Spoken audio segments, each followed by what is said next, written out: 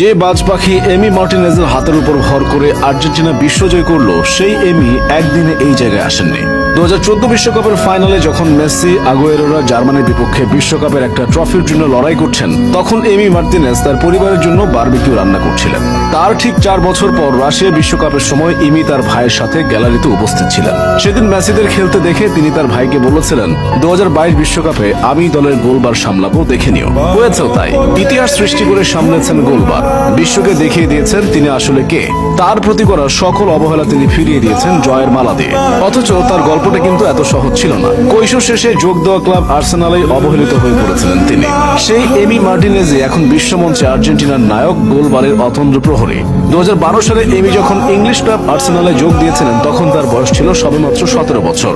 গা থেকে তখনও কৈশোরের গন্ধ মুছেনি। কিন্তু দুর্ভাগ্যবশত এই অল্প বয়সে ক্লাব থেকে পান এক রাশ উপেক্ষা। উপেক্ষিত মার্টিনেজ অনেকগুলো মৌসুম ধারে কাটিয়েছেন Oxford United, Sheffield Wednesday, Rotterdam, Wolverhampton, Getafe, reading এর মতো ক্লাবগুলোতে।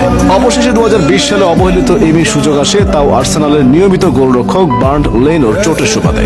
সুযোগ পেয়ে নিজের জাত চিনিয়ে একের পর এক ক্লিন শট, দুর্দান্ত অতিমানবীয় সব সেভ করেও মৌসুম শেষে উপহার পেলেন সেই চিরচেনা উপেক্ষায়। ক্লাবের পক্ষ থেকে ভালো খেলার সবচেয়ে বড় পুরস্কার ছিল আর্সেনাল তাকে বিক্রি করে দেয় অ্যাস্টন ভিলার কাছে। অ্যাস্টন ভিলায় যোগ দেওয়ার পর আর্জেন্টাইন বাজ পাখি স্কাই স্পোর্টসকে দেওয়া এক সাক্ষাৎকারে আর্সেনালের উপর কিছুটা ক্ষোভ প্রকাশ করে বলেছিলেন, আমি এখনো আর্সেনালের সবকিছু ভালোবাসি এবং তাদের খেলাও দেখি। কিন্তু আমার মনে হয়েছিল আমাকে যেমন বিশ্বাস করার কথা, তেমন বিশ্বাসটা তারা আমার প্রতি কখনোই রাখত না। আর্সেনাল থেকে অ্যাস্টন ভিলায় গিয়েও এমি মার্টিনেজ রেখেছেন দক্ষতা এবং প্রতিভার সুস্পষ্ট ছাপ। অ্যাস্টন ভিলার ভাঙাচোরা রক্ষণের পেছনে উপহার দিয়েছেন জাদুকরী পারফরম্যান্স। এমন ভঙ্গুর রক্ষণভাগ নিয়েও মৌসুম শেষে গোলরক্ষকদের মধ্যে সবচেয়ে বেশি ফ্যান্টাসি লিগ পয়েন্ট এমির পক্ষেই কথা বলে। এমন নজর কাড়া পারফরম্যান্সে মার্টিনেজের ভাগ্যে উপেক্ষার পালা এখানেই সমাপ্ত হয়নি। আর্জেন্টিনা জাতীয় দলের বর্তমান কোচ মাস্টারমাইন্ড লিওনেল স্ক্যালোনির পক্ষ থেকে উপহার পেয়েছিলেন উপেক্ষা।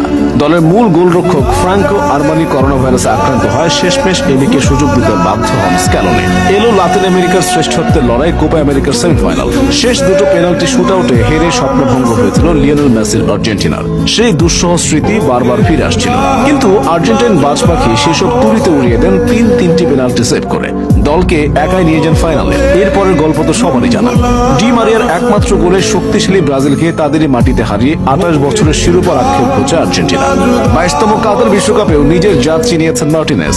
গ্রুপ পর্বের ম্যাচে আশ্চর্যজনকভাবে সৌদি আরবের কাছে হেরে গেলেও বাকি অধ্যায়টা বেশ মসৃণভাবেই সামলেছেন।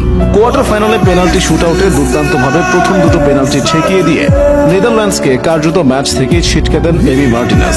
সেমিফাইনালে ক্রোয়েশিয়ার বিপক্ষে রেখেছেন ক্লিন শিট।